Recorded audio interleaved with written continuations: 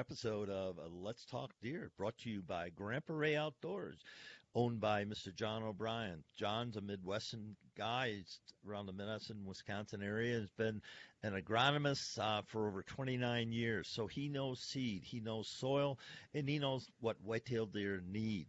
John has a large seed company, Grandpa Ray Outdoors, but also he's in educating. He's one of the best educator, seminar, platform speaker, communicator for soil, water, and cover. The soil brings the food, the water hydrates, and the cover keeps them safe. So that's what whitetail needs. So any questions at all about seed, go to grandparrayoutdoors.com. Let's Talk Deer does receive compensation from Grandpa Ray Outdoors for mentioning him on my show. Welcome. This is Thursday afternoon. It's April 2nd, and this is Bruce Hutchin, your host at Let's Talk Deer. And I'm heading out to Wisconsin, to Dodgeville, and a good friend, Art Helin. And Art's a good friend of John O'Brien, and John O'Brien, as you know, sponsors Let's Talk Deer. Well, Art, there's a lot of stuff going on, but the most important thing going on right now for us hunters is turkey season. So we're going to talk about tips and techniques. And I know, did Wisconsin start yet, or is it just ready to roll off? Yeah, just ready. Next, not this coming weekend, the 11th and 12th, Easter weekend would be youth season. So they're going to, that kicks off youth season, and then we have a break for a couple days, and then on Wednesday, so that'd be the 15th, I believe the 15th or the 16th is when it will start kicking off here. And then our seasons run a Wednesday through Tuesday, 6 different seasons. So that's when we'll start. All right. And so they end sometime in May, don't they? Yeah, this year it's a little earlier. A lot of times it's the last week in May. So this year, because it'd be 6 weeks, I'm guessing it's going to be in that 20th range, 22nd, somewhere in that. I don't have a calendar up in front of me, but that'll be, that last. So like I said, you start the 15th, 16th of April, and you'll run 7 days and another 7 days and 7. So you do that for your 6 weeks, and that'll take you right up to just about the end of May. All right. And as far as we know Nebraska has shut down for people who didn't have tags before April, or had tags before April 1st. They can hunt. Anybody buying a tag after March 30th or 31st cannot hunt. They're not selling. Basically, Nebraska shut down tag selling. Yep, for non-residents. If you're a resident, you can still buy, but if you hadn't purchased your tag before that March 30th, at like 4 o'clock or 5 o'clock in the afternoon, then they just shut it down. Now, Kansas is goofy too, where if you look at the Kansas regulations, if you are from certain states, New York, New Jersey, Florida, some of the really high-populated states that have a lot of cases of COVID right now, if you come into the state to hunt, when you get there, you are supposed to be on a mandatory 14-day lockdown before you can even hunt. So you're supposed to get to either your motel or to take your camper and park it wherever, and you can't do anything for 14 days or see anybody before you start hunting, which is, I'm not sure how they're going to regulate that, but that's, and so there's all kinds of crazy things happening. I mean, we talked about Alaska shutting down spring bear season. There's, we had a Learn to Hunt, big turkey Learn to Hunt program coming up. We had to shut that down. Our turkey banquet's been postponed until later this year. For me, a lot of my turkey hunting is because I like the camaraderie of turkey hunting, and we'll kind of get into that, why I like turkey hunting so much, is because you get to spend time with these people. Well, now we have this 6-foot rule unless you are living in the same house with somebody. So technically, I'm not even supposed to, go over and visit my parents right now unless I'm talking to them over 6 feet away. We can't be in those groups. We can't, because they don't live here. It's me and my wife and my dog that live in the house anymore. And so, and even my wife and I, because she's a nurse, and because I'm still deemed with my other job and with my media job, we're deemed essential. So I'm still traveling, doing things. So we kind of try to keep our distance, you know, which is kind of different, you know, because it's me and my wife, and we travel together, we hunt together, we do everything together. So it's been a little different lifestyle to get used to. And again, with this season coming up, so now what we're doing is I'm actually meeting with the people that I'm taking next weekend on this youth hunt. And what I'm going to do with them is they're going to meet me out there in their car. We'll go to where we're going, figure out where we can get two blinds set up, or a blind set up and myself set up against a tree in a different area where we can still communicate, which I think how we're going to communicate, because technically we can't tell people where they are, even though we're that close. So I think what I'm going to do is use my Walker game ears with the, turn the volume up and have their dad hear me so he can hear me. Just say, hey, you got to get the kids ready. There's a bird coming. So he understands that and can get directions from me without us having two-way conversation back and forth. And that way, hopefully, those Walker game ears work, and he can hear me that way. But so there's a lot of things that we have to come up with and try to figure out here with the new lifestyle.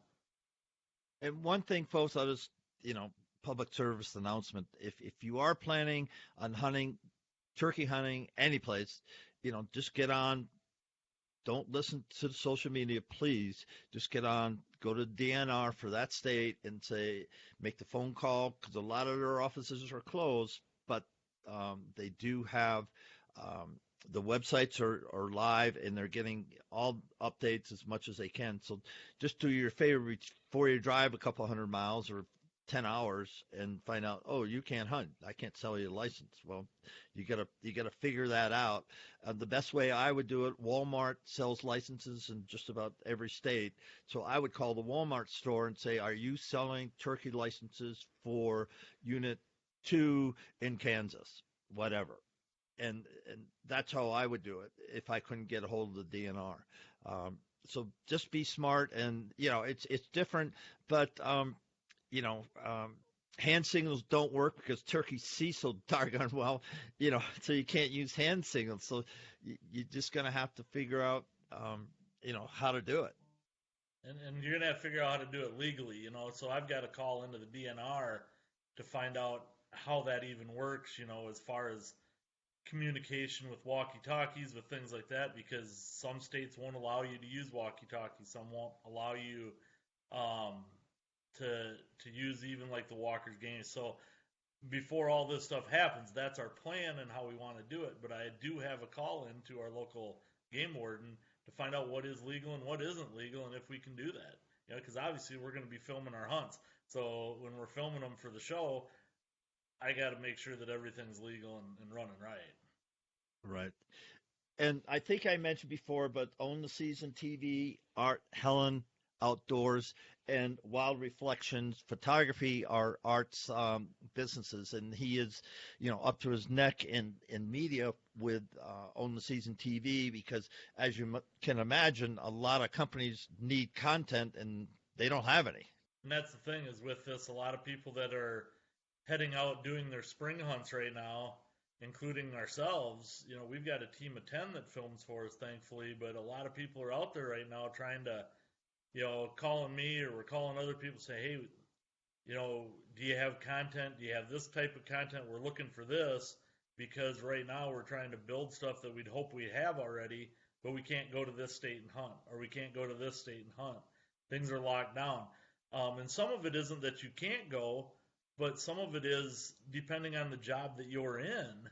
Like some of the doctors, nurses, even not only doctors and nurses, but some of it have it that as employers are telling their employees, if you leave the state and travel out of state and come back in, you're on a mandatory 14-day no pay because it was your choice to leave. If some of them, if it's their jobs, they understand, but if you do it on your own, they're saying, I'm not going to pay you. So, you look at that and say, well, do I want to go 2 weeks without getting paid just to go shoot a turkey? A lot of people are saying, no, I really don't want to. So they're staying home, and so they're losing all that content. They're losing that. So right now everybody in this industry is working together, and we're trying to find ways around it. So there is more content out there. There's more availability um, for people to watch stuff, because right now, let's face it, people are getting bored sitting in their house. I mean, when you're in your house for 2 weeks, this is a whole new norm. You start.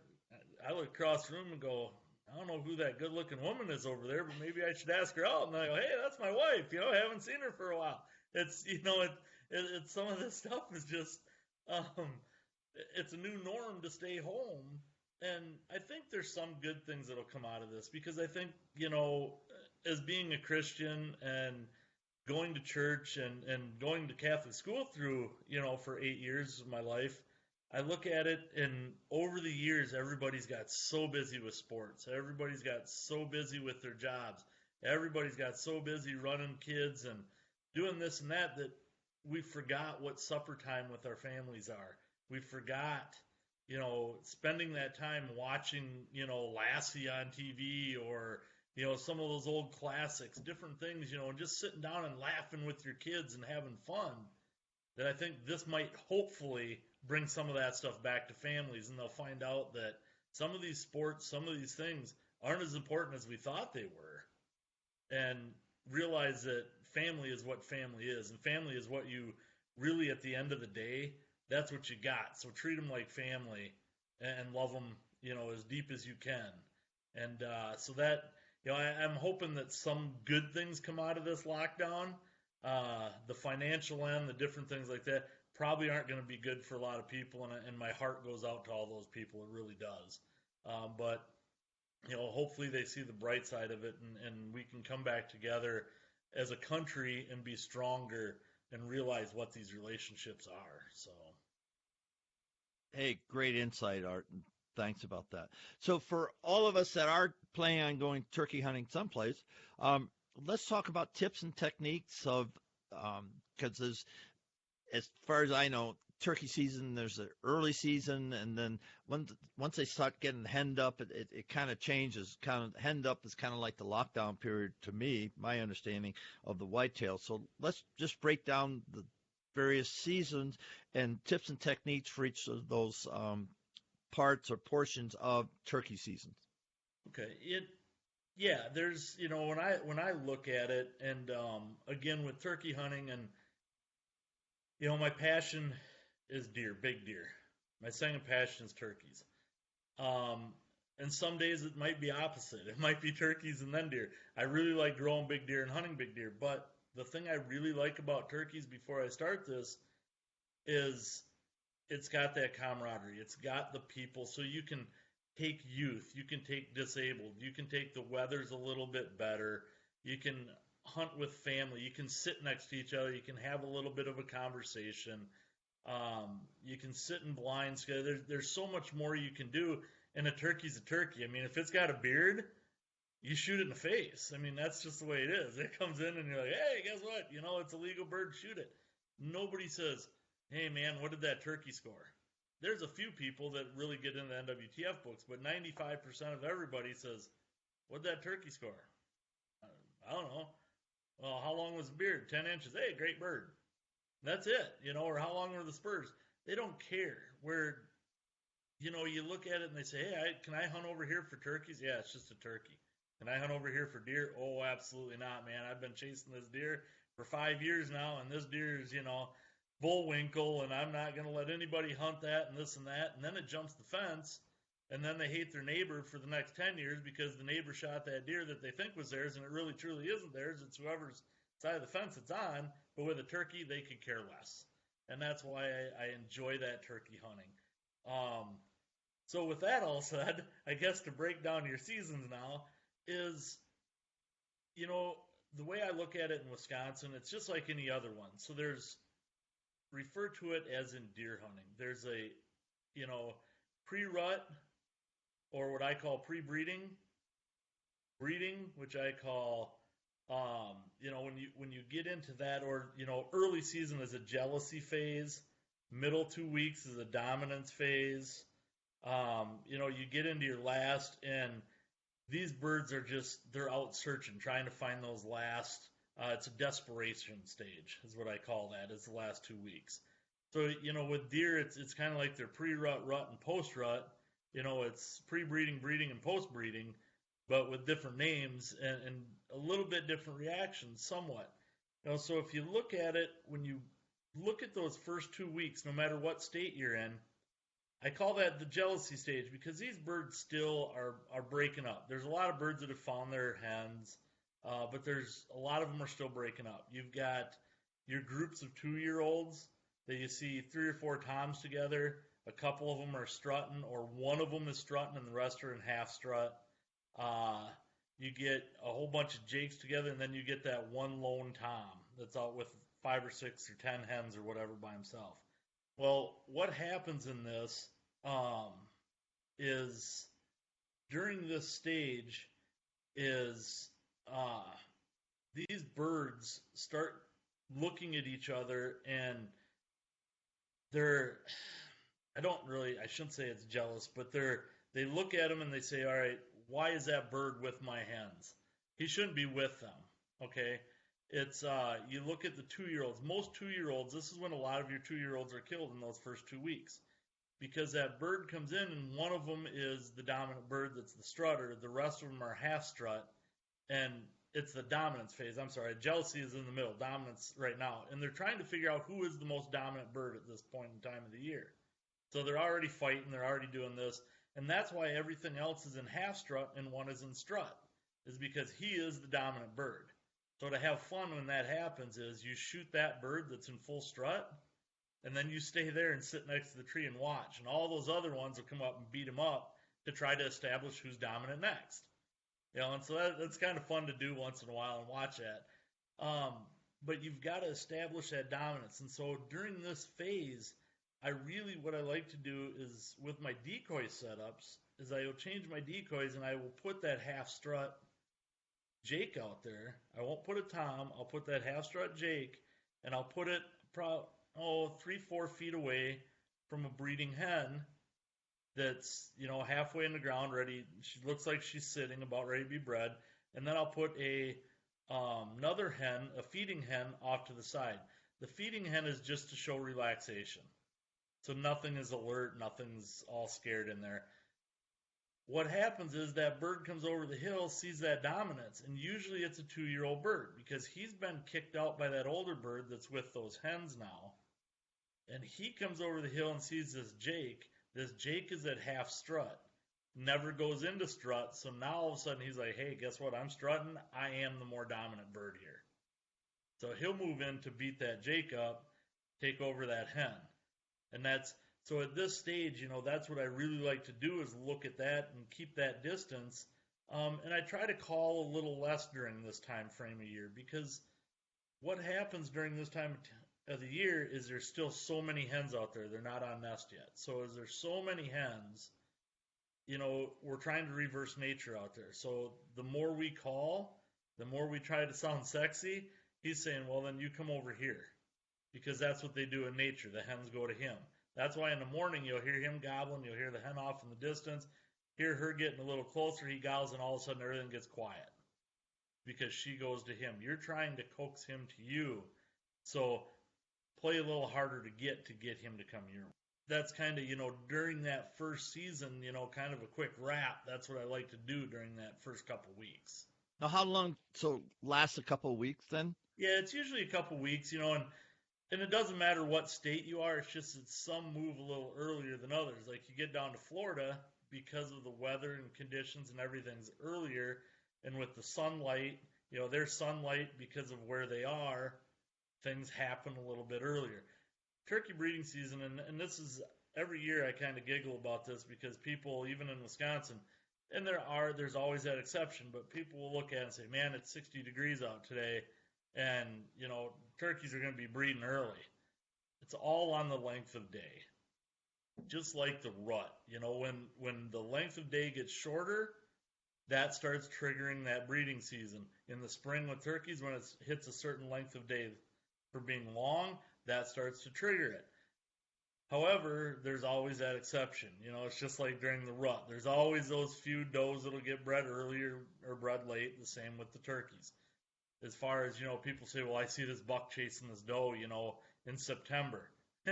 Yeah, well, I see turkeys strutting in December or November. Yeah, they're guys, okay? The thing is, they're guys. They're just like any other guy in the world. They think about it 24/7. It's that she controls when it happens along with Mother Nature. So, that's what you have to take into consideration. And it's not truly happening that they're breeding, maybe a few, but the majority tend to stay by these rules. So once that first 2 weeks gets over and you start hitting that real hard breeding season, um, everything changes in the turkey woods. I try to keep scouting all the time with trail cameras, with binoculars, with from distances, because their strut zones will change. The less hens that are out there after they've been bred, they're going to hit their strut zones at different times of day. They're going to get there and they're going to sit on them longer, trying to get those hens to come to them. Well, now, as I said, this is your jealousy stage. Your first one, you're through that stage. Now you're getting to jealousy. What's happened is a lot of 2-year-olds have got shot off. They've figured out who's dominant and who's not. So now all of a sudden that Tom's sitting there and he's like, okay, I am the dominant Tom in here because we've already done this for the past 2-3 weeks. So I switch up my decoys. Now I will either use that straight half strut Jake again, or I will use a full strut. A lot of times I still use a half just because of the intimidation, that it's still not quite as intimidating. But what I'll do now is I will take it and I will actually set it right on top of that breeding hen. So I'll set the hen flat on the ground, and then I will take him and I'll sit him right on top of her.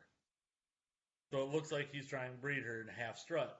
And then I'll still have my feeding hen off to the side for relaxation. That's where the jealousy factor comes in. All of a sudden he comes over the hill with 5 or 6 hens, and he sees that and says, whoa, wait a minute here. We've already been through the pecking order here. We've fought everybody on this 80 acres or 60 acres or 500 acres, whatever. I know that I'm the dominant bird. Who are you and what are you doing with my lady? And that's what you need to do, is trigger that and get him to all of a sudden come over, well, wait a minute, and trigger that instinct for him to come beat that bird up. I get a little bit more aggressive now with my calling because there's less hens. So you try to get his interest peaked and try to get him gobbling more at you just to get him to take a look and then get that jealousy to trigger. A lot of times this time of year, what happens is right away in the morning, you can kill them right off the roost, but it gets harder from that hour to hour and a half off the roost until that 10 o'clock, 11 o'clock in the morning, because they start roosting closer and closer and closer together because there's less and less hens. And so she gets to him right away. And that's why at this time of year, you hear a lot of birds gobbling and a lot of hens clucking. They fly down, they hit the ground, and within a half hour after they're on the ground, they shut up and it's dead quiet. And then pretty soon you hear him gobbling, he's going the other way. That's because she's taking him away, she's there. Turkeys run a route. And that's why I like trail cameras and I like Scout. They will run a route throughout a day. So they'll leave and they fly down in section A, but they eat over here in section B at 2 o'clock in the afternoon as they run this route. That's why I use trail cameras a lot, because I want to know exactly what that route is. Because if they're not in that field until 2 o'clock in the afternoon and that's where I can hunt, why do I want to be there 5 o'clock in the morning? Because I'm going to be bored stiff by 2 and I'm going to be gone and sit in a country kitchen getting something to eat. And I'll miss those birds. So be where they want to be at that time. And at this time of year, that's what happens, is those numbers start getting smaller. So it's more crucial to figure out where they are and scout those areas and then use that proper setup. And, as far as decoys go, a lot of people say, well, I can shoot a turkey without a decoy. I don't need a decoy. And you're right. I've killed a lot of them without. However, what they are is to put a bird in a position for you to shoot it and kill it. Because there's so many times, especially for myself as a bow hunter, to shoot turkeys, I need to put that bird in a position. Youth hunters with shotguns, the problem is they don't know how to move yet. Or if you're sitting up against a tree and all of a sudden, I've had this happen to numerous hunters, and I could probably, if I could have people show of hands right now when we're talking about this, but I can't see anybody but you, Bruce, is has this ever happened, and has it ever happened to you where you're sitting up against a tree and by the middle of the day you're tired, you're taking a nap, you start calling, and all of a sudden that thing lights up right behind you. You're like, ugh. If you don't have decoys out there, what happens is you wake up and you wait. Well, that bird comes up as you're calling. He still stands behind you because there's nothing else it sees. And it sits there and gobbles and gobbles and gobbles. And then it turns around and walks away, or you get impatient. You try to turn on it, you spook it, and it runs away. So, and it's happened numerous times where if you have those decoys, that is to give him something visual to look at to go to a point for you to not have to move to kill it. That's all they really truly are. So, but yeah, as far as that middle 2 weeks, that middle section in there, that's the best way to break that down. As far as decoys is tap into that jealousy factor. Put that half strut or that full strut almost right on top or right on top of that breeding hen. The other hen off to the side, and get a little more aggressive with your calling. You got any questions right now? No, that's good. So basically, we've got at the first two seasons, we've got 3 decoys. That's all we have. Right, 3 decoys and that's pretty much first and second, or the first 4 seasons or the first 4 weeks. They're pretty much all I use is those 4, and I truly like that. Again, that feeding hen, just because I want that relaxation. Years ago they used to have those old ones that were compressed together, and a lot of people say, well, man, these birds way back in the old day, you get away with it because birds weren't as educated. Now they're educated. What that shows is that bird standing there in an upright position, it's saying that bird's alert. Well, what's that mean? There's something around. There's something they need to take note of. So these birds become educated to that, and now they get nervous when they see that. So I've got away from all those alert hens and went to those, breeding hens and to feeding hens and that 3/4 Jake or full strut Jake.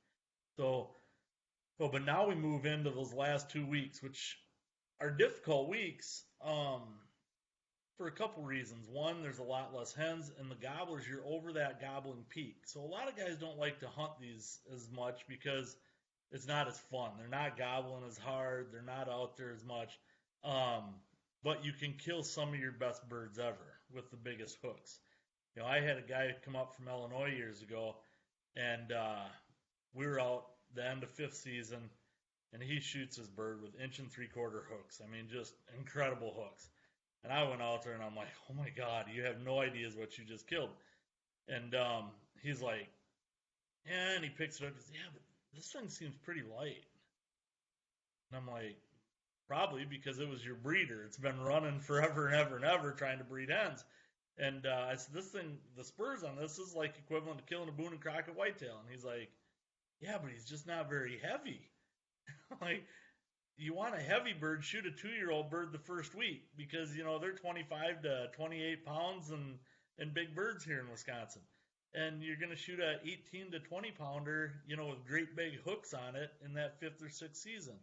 You have that chance and that opportunity because those birds have made it. They're a lot lighter, but not as many people like to hunt that. So you really have to change your tactics when you're hunting those late seasons like that.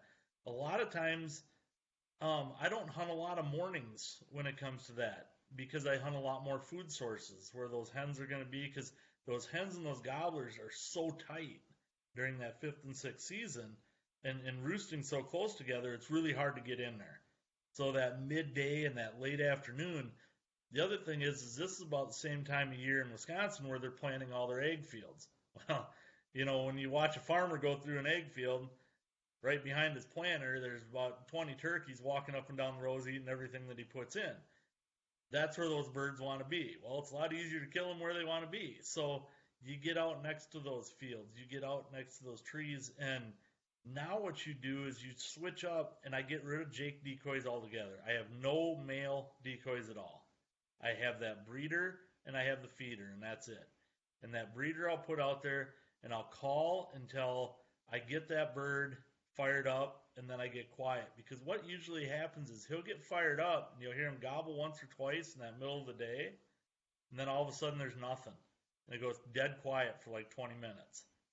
Well, they're coming in because they're done. They don't want to fight anymore. They've been through that for all those weeks.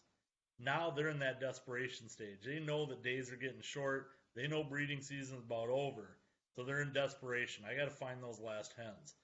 So they come in quiet. And that's why a lot of people don't like hunting these, is because they'll come in quiet. They'll gobble once or they'll gobble twice. And it takes them a half hour to get into you because they're taking their own sweet time, making sure there's not a gobbler there that they have to fight with. So they come in there and they're sneaking in, and I've had them so many times come in and all you can see is their head. And then they'll sit back and just wait for a while, and then pretty soon you see their head, look at those decoys. Then they'll sit. I've watched them come across a hayfield, and they get 100 yards out, and they lay down. And every so many minutes, they'll stand back up and look at the decoys, then they'll lay down. Then they'll get up and look, and then they'll lay down. Then finally, when they figure, okay, there's nothing there, pretty soon they'll just slowly meander over and work their way into that breeding hen, but they won't gobble anymore. They might gobble way off and gobble again, but once they get within that 100 yards, I've had it so many times, 5th and 6th season, where all of a sudden you'll be sitting there and you'll hear him gobble. You're like, all right, and he gobbles, and then as soon as you start getting closer, nothing. You're like, that bird left. And how many times is it late like that? And has this ever happened to you, Bruce, where all of a sudden you're like, you know what? He's done gobbling. I'm just going to get up and give up. He's gone. And you stand up and you walk 10 yards and he flies away. Ever happened to you those late seasons like that? You know? No, because I haven't turkey hunted. Oh, okay. So it's you talk to these guys and yeah, it happens, and you watch them shake their head because he's coming in quiet. Or you'll sit there and all of a sudden out of nowhere you'll hear thing starts going into full strut right behind you, and you're like, where'd that come from? Because it just got quiet. And you're like, okay. And so, you change that up. You hammer him hard to get, and then you get real quiet for 15, 20 minutes. Then you call again, get quiet. Let him sneak in to do that. You don't want to play, that game that I'm really excited, because then he's really going to back off. But he's probably going to come in, but he's going to come in really quiet. So you just have to be ready, get rid of any type of competition to him, and show, that breeding hen and that feeding hen, and just have patience. That 5th and 6th season are all about patience, hunting food sources, hunting that ridgetop water source area because it's warming up. They want to look for water too. So, and set those decoys up the right way. And that's what you're really looking for in those last couple seasons. Wow, you just gave a big primer for turkey hunting, especially for guys like me, where people like me that don't have the turkey hunting experience. Millions of guys out there and gals that do, but I'm sitting here going, okay. And like I said, I'm in Colorado. There are turkeys in Colorado, no doubt. And I had planned to go to Nebraska this year, and I've killed one turkey in my life, and that was up in Wyoming. And it wasn't really that much of a hunt. It's all set up. They said sit in the blind, and the set in the blind, they called the turkey in, and I shot it. Yeah. And then we went shooting prairie dogs for the next couple of days. It doesn't always happen that easy. So, sometimes it was that easy. Sometimes I'll get you out here and we'll have some fun. I mean, when they're at their peak gobbling, when they're doing their thing, it's a blast. I mean, there's and like I said, the camaraderie part is why I like turkey hunting so much. And nothing against deer hunting, because I love that, and I love growing big deer. I've got a consulting business. I help people grow big deer, and which is a lot of fun.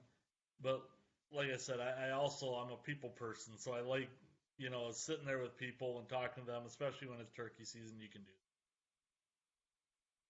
Well, again, let's take a segue here. How can people get in touch with you if they say, man, I want to find out more about turkey hunting or about your other businesses? How can they do that?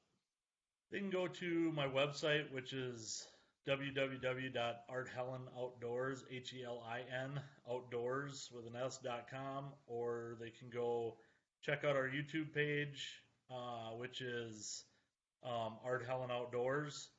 There's also our Facebook, Instagram, which is Art Helin Outdoors, Own the Season TV. The women on our team, my wife and a couple of the women that film with us, have their own Facebook page called Women of Own the Season TV. So if you're a woman and just want to connect with them, you can do that also. But they're the best ways to get a hold of us or me. You can always look at that, and there's contact information on there as far as emails and stuff that you can send me an email if you got questions. I'd love to hear from you. Great.